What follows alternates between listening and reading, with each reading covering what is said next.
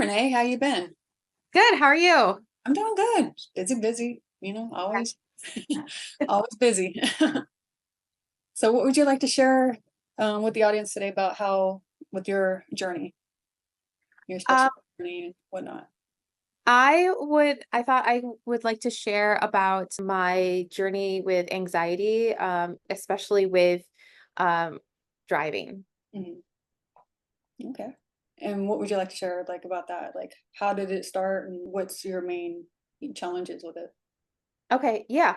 Um, it started probably close to 15 years ago. I never really wanted to drive. I remember being like 16 and my parents saying the only way we're going to let you go to college is if you are able to drive first, so we know you're safe.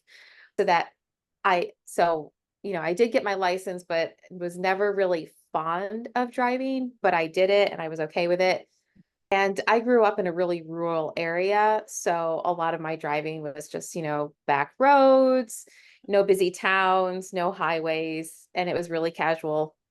That's great. Uh, yeah. And then about 15 years ago, we moved to Connecticut and it was highways and cities. And that's when it really started setting in and I started becoming really uncomfortable about because I didn't know where I was either. Mhm.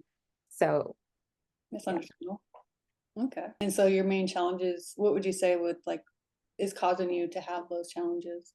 I mean, is it just that the fear of driving, or is it the fear that that something can happen, or It's yeah, the fear of driving and like the fear that I'm going to do something wrong and cause an accident, especially with not knowing where I am, like in a city. Am I going to be in the right lane or am I going to have to make a quick lane change? And am I going to cause an accident when I do that? And when I'm on the highway, the same thing. Oh, I've got to merge into traffic and I've got to exit and just all of those knowns and all of the things that I couldn't control really started piling up. okay, yeah, I can understand that. I actually have a fear of driving too sometimes, like especially I didn't start driving until I was like about in my 20s, 19. Hmm. Well, I'll say about 18, but that's when I started learning to drive. I was like around 18, and then I had my then I had my daughter, and then I had to learn. you know, Yeah. it took a while, so I can understand that. And plus, I got in a pretty bad accident Okay. about I say about 14 years ago now, and so that kind of like stopped, really got me scared of driving. Yeah. But I mean, I still drive every so often, and plus also, I have really bad vertigo, and so that's another reason why I'm not driving as much because I'm afraid that I'm not having an episode or something like that, and it'll cause some kind of problem. And so I can definitely understand where you're coming from, and that's why I'm asking you, like, is there something that made you to where you're scared of it, or worried about it, or so I mean, it's a lot of understandable things, scenarios. Hmm. Yeah. I mean, but do you ever drive on freeways? I've started to recently. Last year, we moved from Virginia to Pennsylvania and we had two cars. So the only way to get both cars was for me to drive one. Mhm. And that was lot of driving, but it helped. My husband was great. He drove behind me. So like the lane changes, I didn't have to worry because I knew he literally had my back Yeah, doing that. yeah. So that helped. And now that we're in Pennsylvania, we had lived here before. Mhm. So it's a really familiar area for me. And then just recently I did take a trip with my two boys, just me and the boys, to Ocean City, and I had to drive on some freeways. Okay. Yeah. Yeah. Did you want to share that experience with them? With how you Uh, because that's like something one of your proudest moments that you done recently, right? It's like you actually were able to accomplish that. yeah, I was really excited. I just prepared ahead of time. Like I looked up the directions. It's someplace that we had been a number of times before. So even though sometimes the route is slightly different each time, I knew the general route and I knew the highways that I was going to be taking. Mhm. Um, so I looked up the map. I found the directions that I knew I would be most comfortable with. Um, I have this thing where it doesn't. if it takes me 10, 15, 20 minutes longer to get someplace, I'm okay with that as long as I'm comfortable driving that route. So I will take the extra time just so I know that I'm not panicked during the drive, especially with the kids in the car. That's big. So I prepared ahead of time. I told the kids, I was like, look, I know you don't always like my music, but in the car, I'm going to need it on just to keep me kind of grounded and keep me distracted from the nerves and everything. Yeah, exactly. That's great. And they abide by it, right? They did actually. My youngest just fell asleep, and every once in a while he was like, "Oh, I like this song," and then he'd go back to sleep. That's great. That's good. And Yeah. how old are your kids? One will be 11 at the end of this week, and the other is 4.5. And you have two boys, right? Yep. Okay. That's great. I'm glad you're able to do that. And then you also drove back too, right? And of course you had to drive back. I mean, he drove there Yeah. and back. So Yeah, I had to drive back. A little hiccup on the way back. There was an accident or something on the way, so I got rerouted with no no warning. Um, but I was just like, okay, I told my oldest, I was like, okay, we're getting rerouted. Let's see where this goes. And it took me up by Trenton, but fortunately we just skirted the outside of the city and we didn't actually get in the city. And then that right back on the route. So I was a little nervous, but none of the I never got to the level where, like your heart is pounding and your hands are sweating. And yeah. so I was really relieved that I was able to make it through that part. No, that's great. I mean, that's definitely something to, be proud of. Yeah. Something I need to work on. I'm getting there. Oh, I forgot to mention too. Did you also want to mention about your sister and how you're why you're starting all this, like what you're doing for the autism community and special needs? Oh, yeah. So one of the things I focus on in my business is making sure that the courses I create, either for myself or for my clients, or any other products, are accessible because my sister wasn't diagnosed with dyslexia until she was, I think, in middle school. And so I'm like, how many other people are, get to middle school, high school, or into adulthood without knowing that they have, dyslexia, autism, ADHD, and could really use these accommodations, but don't realize it. Mm. So my thought is if we just design for these things from the start, Yeah, then it's kind of a leg up yeah, them and for everybody because so many of the accessibility accommodations and features are helpful for everyone, whether you have that disability or not. yeah. I think that's great that you're doing that because I mean, I know that for a fact that, like when I try to get into like courses and stuff like that, I wish that they had a little bit more easier ways of, maneuvering around certain areas of courses and, like any kind of thing, it's just like they don't think of the other people that have disabilities. They only think of the people that are just typical, and so I think that's a great thing that you want to try to help out with that. Thanks. Yeah. Did you also want to introduce yourself to the audience and tell them about a little bit about yourself and who you are and what you do? Sure. I'm Renee Koster. I am a learning experience designer, which basically means that if there is a product or course, workshop, resource that helps people learn something new or aids in their understanding, I can help design it or design it for you with an education and also my expertise in accessibility viewpoint. Okay, that's great. Yeah, Yeah. yeah, I'm definitely doing a lot for the community. That's for sure. Great. Yeah. And also, did you want to mention like how they can contact you? Like how the audience can contact you? I'm gonna have it also in the bio. I'll have like a bio view and also description. But if you want to also mention like how, the best way is to contact you and how to view further and whatever else they would need. Okay. Yeah, the best way to contact email is a great way to contact me.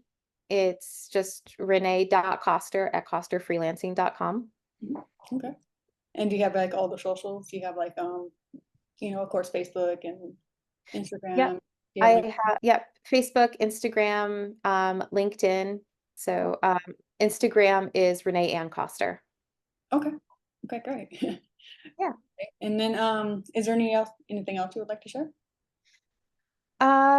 Well, along with my anxiety, I mentioned we talked about I have two kids. My oldest is um he's also, come to be in the and he's like, I think I have anxiety. So along with my journey, I've been helping him through his, and actually he's been the other day, he taught me a little a calming technique that he had looked up, and so we've been helping each other out with the journey. And the other day I was looking through some accessibility design posters, and the last one was anxiety, and he was behind me and he's like, "Oh, that's for me." Oh wow. So it's really great that he knows that about himself and he accepts it. And it doesn't seem to be, but yeah, he really seems to like accept that about himself and trying to, Yeah. Work through it. Yeah. yes, yeah, work through it and not let it stop him. Hmm. So I'm really proud of him. And what would you say like his anxiety mainly is like what's challenging for him with his anxiety? His is social situations, like being in places where there is a lot of people, especially people he doesn't know. Okay. And does he do pretty school that with pretty good with school? I mean, or does he kind of have like anxiety issues kind of like with school? School has gotten better. It was a rough start. Mhm. Um, but I would say that, COVID was actually like a reset button for him. Mhm. He did a full year of virtual and then he was ready to go back.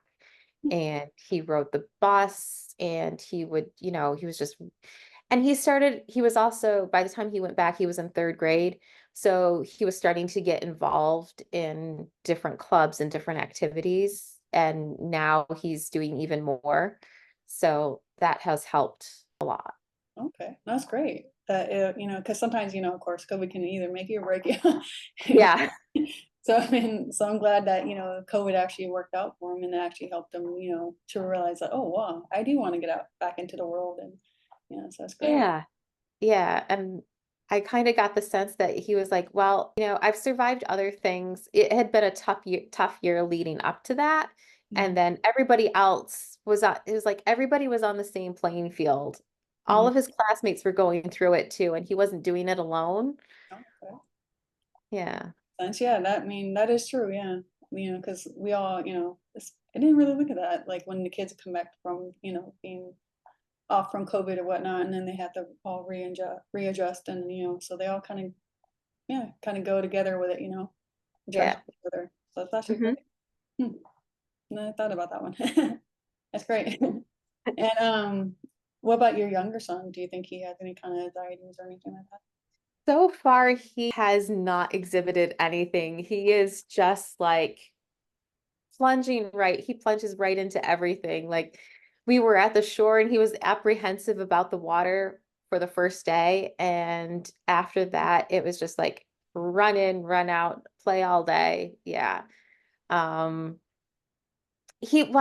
I should say he is weary of large crowds, Mhm.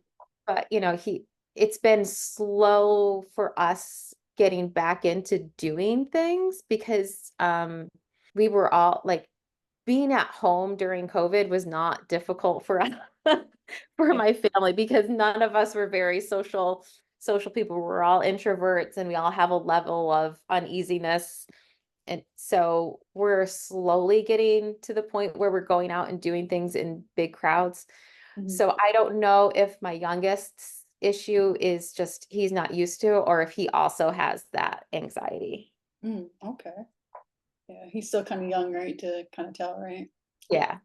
Okay, that's great. I mean, it's great though that you guys are, working through it all together as a family. So I think that's really good. Yeah. And was there anything else you'd like to share? Um, um, I would just say, I guess I'd like to share that along with creating and designing things, I really have a passion for helping other people learn how to use accessibility features, and that it's not something that you have to be perfect at. It's just because, and especially since technology is changing all the time. So the things that we can do or how we do them changes. Um, so I really have a passion for sharing that knowledge with people, like how to make things usable for everyone that they're working with. I actually realized last night I was putting together an email to send out, and I thought I had like a good color contrast in for my link button. And then there's a website where there's a couple different websites where you can check the color contrast. And so I put my colors in and it failed across the board. And I felt horrible because I'd been using that color combination for a while. So I went back and I changed it, and I had actually been recording a video on color contrast at the time. And so Oh, I was I change it now. recording myself, and here it comes up that I completely failed, and I just rolled with it. I was like, "See, you don't have to be perfect. When you know better, do better." And so I went back in and I changed it and I finished the video. Yeah, you live and learn, right? I mean, that's the whole Yeah, process, that's what it is. exactly. Wow. So was it just like off by just like shades, or is that what it is? Like you had to just change like Yeah. a little shade in it? Yeah. I was using a bright blue, and the website had like this slide bar where you could slide it to make it darker. Mhm. And I thought, oh, maybe I just have to slide it a little bit. And it was like all the way over before I got the pass. Oh, So I was off by quite a bit, huh. Wow. but Okay. now I know, and I saved that color combination so that I don't have to, I Yeah. don't make that mistake again.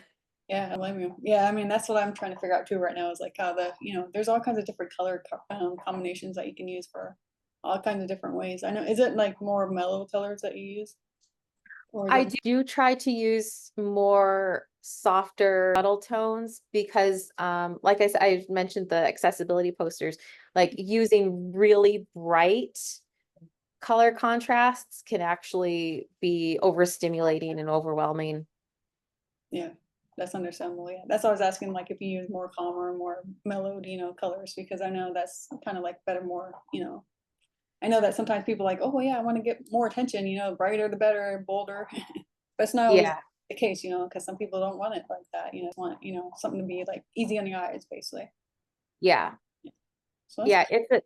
That is a fine line between making something exciting, like to draw in attention, but also making sure that it's accessible, especially for like on the overstimulation. mm, And exactly. Yeah, I understand. That's definitely, something people need to, realize more and come to consideration. Like, oh yeah, okay. Yeah. yeah, So I think that's good. I'm glad you're doing that, and I'm glad you're trying to help, with that. Definitely something we need more of and get more awareness for. yeah, All right. Well, it was great having you as a guest, and thank you for being, for all your information and sharing your journey with us, with you and your son, your guys' journey. So I mean, I think that's great, and we all have something to overcome, right? yeah, yeah. Thank you so much for having me. I really appreciate it. Thank you. And of course you can always come back, that, there's always more to share, eventually, like, especially when you um, get your business going more. And so, and you can also like, you come back and like say how it's going and how people can actually, get more in contact with you. That'd be fantastic. All right. It was great talking Bye. to you. Yep. Bye. Bye.